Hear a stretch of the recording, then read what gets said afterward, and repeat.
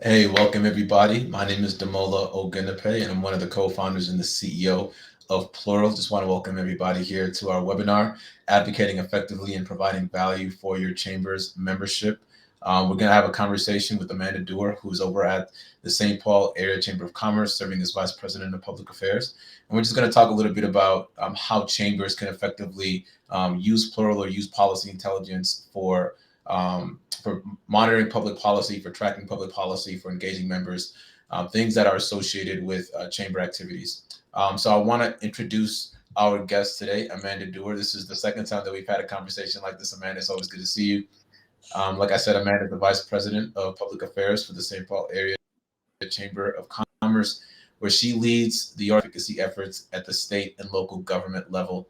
She's a longtime veteran of the Minnesota State Capitol, having worked in government relations for a corporation, a membership association, and as a contract lobbyist. So, a wide range of experiences.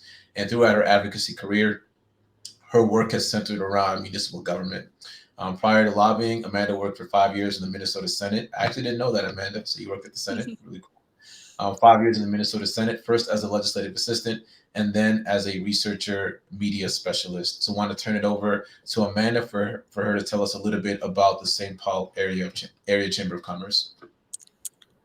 Thanks, Damola, and happy to be here again with you and talk about Plural and our work at the St. Paul Area Chamber. A little about us. So, the St. Paul Area Chamber is a regional chamber of commerce. Our footprint is 3 counties in the eastern metropolitan region of Minnesota. I should remember that this is probably a national audience. So, like Minneapolis is on the west side, St. Paul's on the east side. So, we've got about 1,700 members and affiliates. So we advocate for our members at the state and local government level. And for us, it's important to track legislation so we're aware of proposals that could impact our members and keep them up to date and engage them and advocate on their behalf. We have a lot of touch points with our membership regarding policy and legislation. Like, for example, we have monthly public policy committee meetings where we'll talk about what's going on at the state legislature and at the city and county levels, any proposals that might be making their way through, discuss positions we may want to take on those, etc. I also do a weekly newsletter, kind of updating our members about what's going on within the footprint. And obviously, during the legislative session, that's very focused on the happenings at the Capitol. And then also, just in terms of letting folks know what's going on, we have monthly board meetings and often provide a government affairs update to them there and let them know what is happening at the Capitol and at the local level. So I guess the long and short of it is providing, knowing what's happening at the Capitol and at the local level, just because there is so much going on, is really important to us. Now, Amanda, you have to do a lot of work in terms of communicating to chamber members, creating documents, having conversations, seeing around corners, and making sure that your members know what's happening, maybe even sometimes before it actually happens. But a lot of that comes, a lot of what feeds into that is your experience tracking legislation, monitoring, like you said, what's happening at the state and local level. But prior to the St. Paul area chambers adoption of Plural, prior to using Plural, what did it look like for you and for the chamber when it came to tracking legislation? What were you doing before utilizing Plural? Yeah, so I'm fairly new to the chamber, about a year and a half, I would say, and in previous positions, I never had any bill tracking support software platform, and so I'll say it 100 times today, I'm sure, but this has been a real game changer for me, because previously would just have to go through the bill introduction email that the revisor's office would send out and go through the whole list of bills, analyzing the titles and seeing, oh, is that something that could potentially impact my client, whoever they were at the time. And then if the title looked like something, then diving deeper into the bill to find out, okay, is this something we need to watch and keep track of? And even more than that is, sure, you get that introduction listserv email to know what the daily introductions are, but then you have to make your own tracking spreadsheet or document with the bill numbers, the author, the status, and keep on updating it as it goes throughout the session. So obviously really time intensive doing that. Another thing and we'll get more into the details of this later, is just like the committee schedules. Plural helps with that as well, but just like the constant checking of your email for or the legislative calendars to see, oh, is that bill been scheduled in this committee yet? Just kind of that constant checking. So I guess the long and short of it is that legislative tracking prior to having Plural was a very time and labor intensive process. And Amanda, when it came to like kind of the how time consuming and labor intensive it was for you and for the chamber, how did that impact chamber members? Right, again, like your goal and your task kind of is to take care of your members, to help them see around corners, know what's going on from a policy perspective in the state at the local level. How did some of that kind of manual time intensive work impact either the engagement with members or even just the effectiveness of communication with members? Can you kind of share a little bit about that? Yeah, well, and I think we are relatively unique in that, along with the caring about what's happening at the legislature for those 5 months a year they're in session, the city council and county board never stop either. So it's not like just because there's hearings and things going on at the Capitol doesn't mean that the city council isn't also considering a really important ordinance that requires your time and attention and advocacy. So, any time you spend on one thing is time you can't spend on something else. So I think the biggest impact is just being able to more adequately balance your time and be on top of more things and communicate that to the members, and be on top. Okay, there's something at City Hall we have to care about, something at the Capitol we have to care about, and just be sure we're not dropping any balls. Yeah, and for us at Plural, like when we started building our platform, and I'll talk a little bit about what we do at Plural now, but when we started building our platform, like that was what we had in mind, right? Is how do we help Amanda? How do we help other folks that have to spend a lot of time doing manual work, labor intensive work when it comes to tracking policy, knowing what's happening at the Capitol, free up that time, right? Because there's so many other things that you're required to do as a leader, in not just at the chamber, but in the community, that if we can help automate some of that policy work, help automate some of that tracking, update things for you, right? As we know what's happening, technology can solve a lot of those challenges and a lot of those problems. And the opportunity cost of not doing that is less engagement with members, not spending time on other activities that are super accretive, super important and beneficial to chamber and to the community and to your members. So for us, when we were building the platform, we were asking the fundamental question of how do we help Amanda save time, be more efficient, be more effective, and automate as much of the policy monitoring, policy tracking process as possible. And we kind of settled into like some basic functionality that we believe really does that, right? So like one of the things that we spend a lot of time focusing on from a product perspective is the use of AI, artificial intelligence, right? And unlocking what we call legislative intelligence. And that's really more from a data perspective. So as we think about policy information, we look at it as data, right? And I'm sure like a lot of folks look at it in much the same way, right? These are text documents. This is information. Information is data, and data can be interpreted through technology. So we asked the question like, can we use um, kind of data technology techniques and apply that to legislation to create more intelligence and insights out of it. So how has that showed up in our platform? Well, you know, Amanda, you could probably attest to this, like our omnibus bill detection, where you can like see one bill, and I know that happens a lot in the Minnesota State Legislature. See one bill and see if it's showing up in a larger omnibus bill. Like that's where what we talk about when we talk about legislative intelligence and helping save folks time instead of having to sift through the thousands of bills to find where your language is showing up in a larger omnibus bill. Making searching and tracking easier, right? That's something that we focused a lot on to help folks, particularly in chamber leaders in government affairs, be able to find and identify the things that matter to you and your members. When you're, and Amanda, maybe you want to jump in, but like when you're working at a single organization, like a corporation or a nonprofit, right? You kind of have your set of policy issues that you're focused on, but you've got hundreds of stakeholders working on different issues.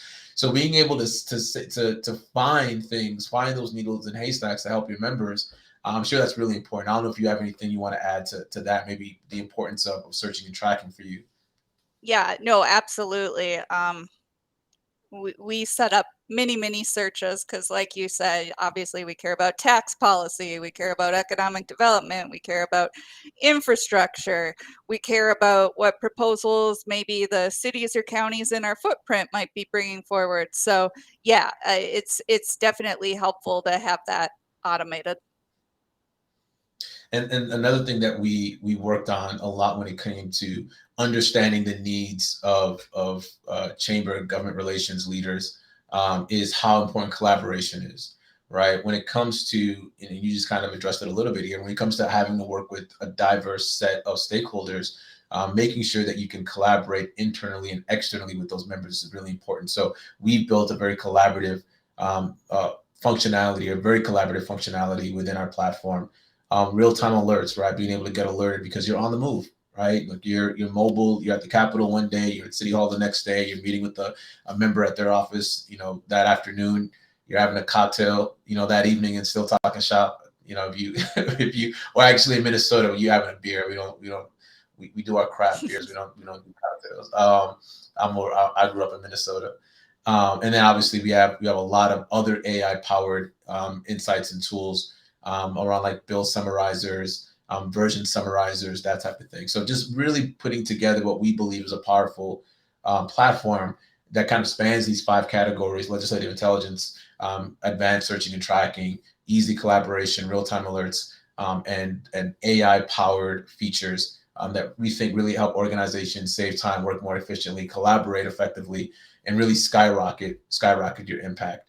But I'd like to talk a little bit also about like what's happened throughout maybe this year and also in the past with our relationship at Plural and the St. Paul Chamber.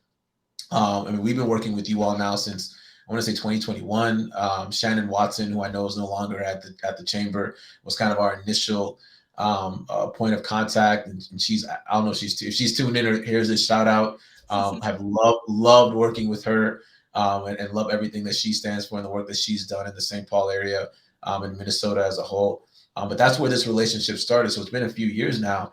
And this last year, we saw a lot of activity, and I'll kind of point some numbers out here to kind of showcase to the audience how the St. Paul Area Chamber used Plural. 176 total searches, 194 bills tracked, over 1,300 bill views, 22 tags used, 7 safe searches.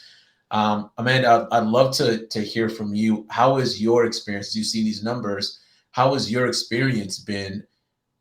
We talked like what it was prior to Plural, now using Plural and seeing these numbers. What's your experience been over the last year plus utilizing our platform?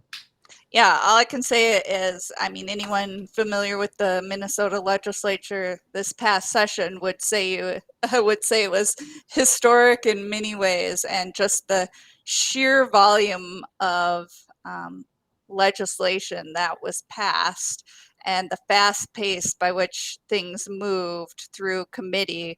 I mean, I've been around the Capitol for a good almost 20 years now, and this session was unlike any other. So definitely very grateful to have this support and have these searching mechanisms to be able to deliver those those results to me so that you could look through them efficiently and figure out which bills you needed to be watching and to be concerned about. I guess, just living through this past session, I'm not overly surprised by those numbers just because there was so much happening. And so yeah, I'll just leave it at that. Well, we're going into an election season, right? And Yeah. not necessarily, elections don't necessarily have a direct impact on bills being dropped and kind of the focus areas of a state legislature. But I think this might be a little bit. I think there might be some correlation, right, in this upcoming election cycle, just given how kind of a lot of state legislatures are divided. There is a lot of bills that are being dropped because of things that have happened in the Supreme Court. How are you thinking about next year's legislative session in Minnesota? Do you think that there's going to be more legislative activity, less legislative activity? And maybe like what reasons do you think that might be the case? And then how are you thinking about the chamber's involvement in that legislative cycle? Yeah. Well, so this past year was a budget year. In Minnesota, we set biennial state budgets. So that heavy lifting for setting the state's budget and appropriations was done this past session. So typically, this first year of the biennium would be the busier year, and the second year would be known as like the bonding session, focused on passing a capital investment bill, infrastructure projects throughout the state, so and maybe a supplemental budget. Given how busy last year was and the fact, like you kind of briefly touched on it, but Minnesota is unique in that we have, they like to call themselves the trifecta, the governor, the Senate, and the Minnesota House are all controlled by the Democrats. So it's easier to pass, priority issues that they all agree on. And while from my perspective, I'm like, what didn't they pass in 2023? There's Maybe there will always be more. more. There's always more, and I anticipate maybe some cleanup to some bills that passed last year. So I guess I would, but very active when it comes to uh, bonding and potentially policy. Got it. Got it. Well, let's zoom in a little bit. We looked at the numbers of activity that you and your colleagues had within the Plural platform when it came to, the legislative session in Minnesota this year. Let's zoom in a little bit and talk about like what were some of how did you interact with some of the advanced searching tools within Plural? Like, how do they help your team? Um, Obviously, searches, bills tracked, etc., is important, but specifically, how did it help you save time? How did some of the more advanced features in the Plural platform help you save time as you navigated the session this year? Yeah, so we would set up searches in several areas, like, City of St. Paul, Ramsey County, which is the county where St. Paul is located, and then kind of some of the key policy area, be it taxes, local government aid, capital investment or bonding, economic development. We set up multiple, like kind of in all the main issues that we tend to care about at the chamber, transportation. Um, and it's nice because the platform allows you to set up as many searches as you want. So we would, continually add to that as it made sense to narrow down perhaps a broad topic into more specific. Um, and I think probably the best thing is just like the searches are super accurate. Like bills do not fall through the cracks. Like if you have a capital investment search, it's gonna capture all those bills. Like I talked about this at our previous meeting, like because this was my first use of a tracking platform and I've been just so used to doing it myself. I'm like, oh, but what if it missed something? So like, the first couple of days I would still do my manual thing and it didn't take me long to realize I didn't have to do that. Like it's incredibly thorough and accurate and it gets you everything that you may be looking for. So from my perspective, that's just knowing you can trust it and it's a huge time saver is just great.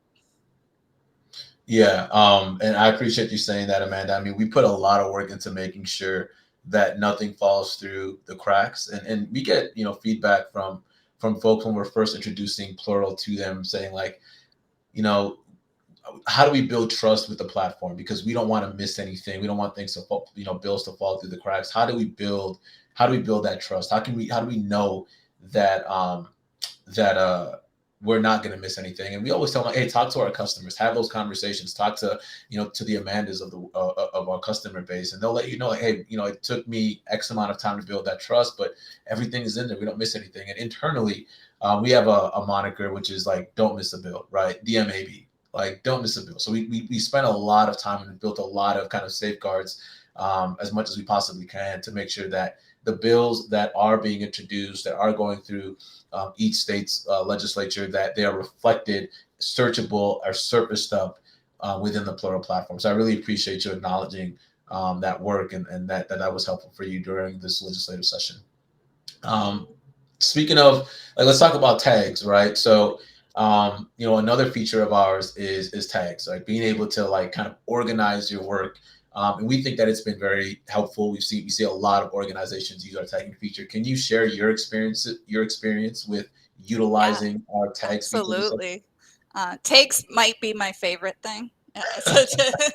um, so any bill can have multiple tags and you can custom create any number of tags that you want. Like, eh, and that is something that really helps with collaboration internally. I find that, both myself and my colleague both have use of the platform and we'll both go in there, but we will assign tags like, hey Amanda, look at this, and or hey John, look at this. And but like, tags like support or oppose or um St. Paul or police or anything that like helps like just identify what is included in that bill. And lots of our bills have multiple tags, but then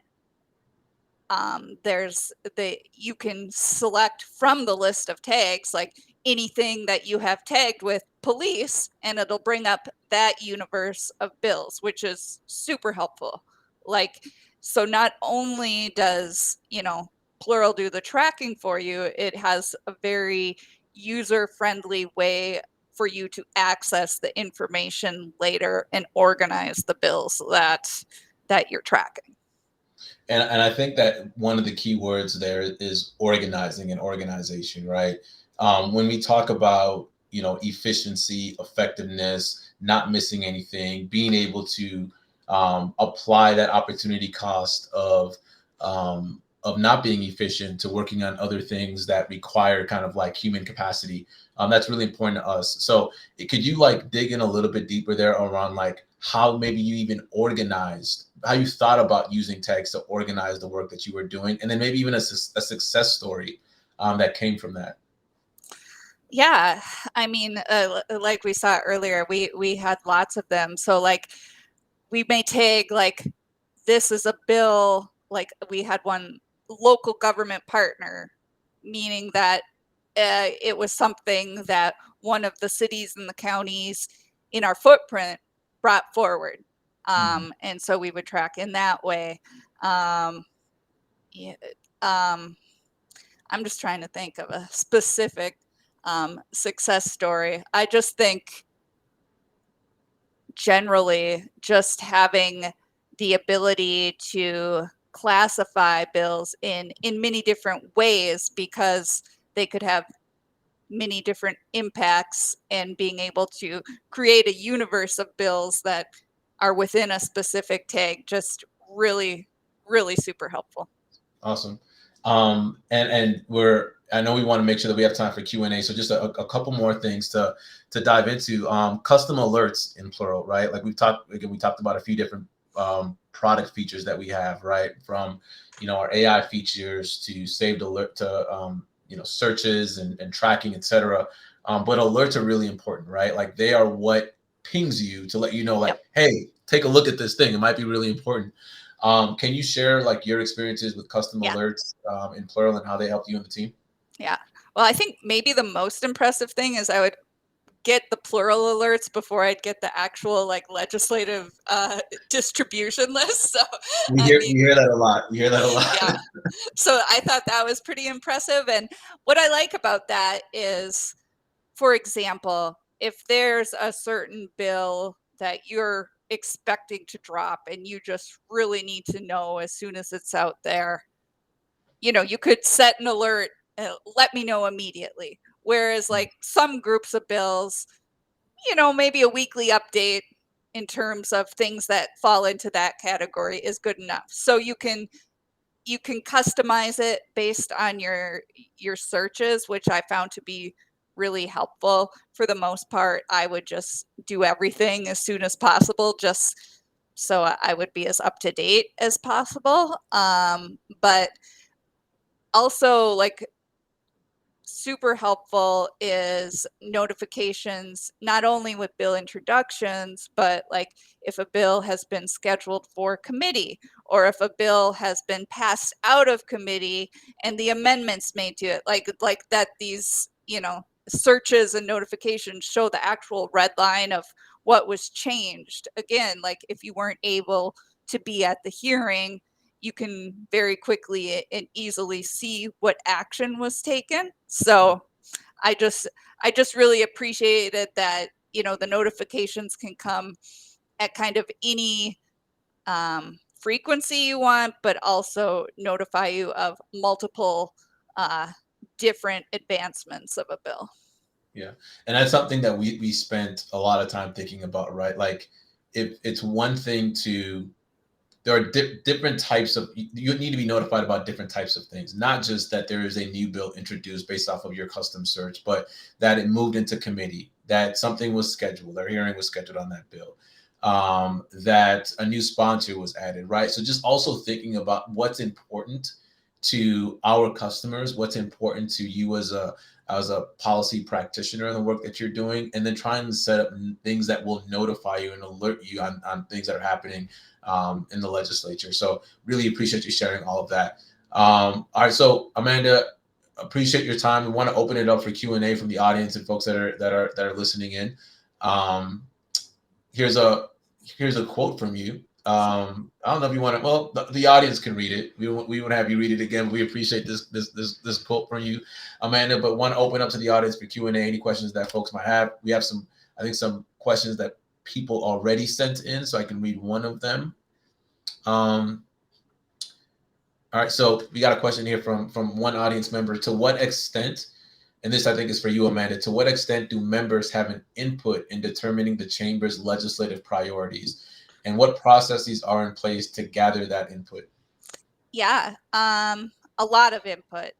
We are obviously a member organization, and we work on behalf of our members. We have a public policy committee, and we have monthly meetings. So that group will often take deep dives into policy uh, issues and learn from experts, see what the right role is for the chamber to weigh in on a particular issue.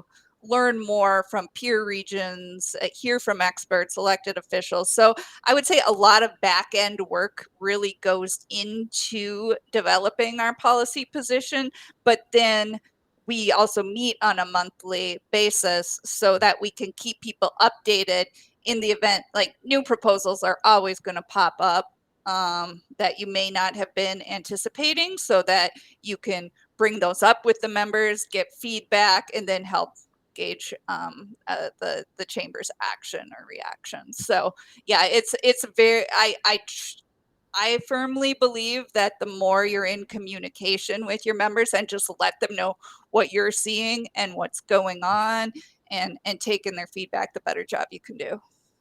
Awesome. Um, Amanda, could you tell us more about how the St. Paul Chamber uses Plural to work more effectively as a team? So that's another question from an audience member. Yeah, I mean, I think I alluded earlier, like the tagging function is really great, just in terms, like if my colleague one day gets to Plural first and sees the introductions for that day, I can kind of go in and check the tags and see what might be new, or he might flag, hey, look at these. So it's, and just again, just the organization that we can both have the same access to the group of bills that we may be working on in a particular area. Awesome. And another question from the audience: what other tools, if any, do you use in conjunction with Plural? I guess we don't have any other like software or support like that. Like obviously, if we need to do a call to action with our members, that's we'll do an email through Constant Contact or something like this. But this is like our prime, really, tracking tool. Got it. A question from Daniel, and a bit tactical. He covers 13 Western states. How best would you see him making sure that their committee members and making sure committee members, how best would you see me making sure my committee members, and how best do you communicate with the PAC for the dissemination of funds? Maybe my committee members are aware of what's going on from a policy perspective, like are just kind of like briefed and know what's happening. Yeah, no, I mean, we in our, well, one, I do my weekly newsletter, and there's a section of that which will just call out progress on key bills, and that goes out obviously to the committee, but any of our larger membership who is interested in policy updates, but then also through our monthly public policy committee meetings, go more in depth and have conversations about specific proposals. Awesome. Well, it doesn't look like we have any other questions from our audience or from viewers. I'm sure as folks review that they may have questions for you, Amanda, and we'll make sure to send those questions your way if you can be helpful. But we really appreciate your time. We appreciate your partnership. It's been a wonderful few years working with the St. Paul Area Chamber of Commerce. It's been great working with you. It's always fun talking to you. I think we have a good rapport, good conversations. Yeah. And again, for everybody that's viewing and watching, we appreciate your time. You can find out more about Plural at pluralpolicy.com. Amanda, if they want to find out more about the St. Paul Area Chamber, where can they find? Where can they find you? www.stpaulchamber.com. Cool. All right. Have a great day, Thank everybody. you. Take care.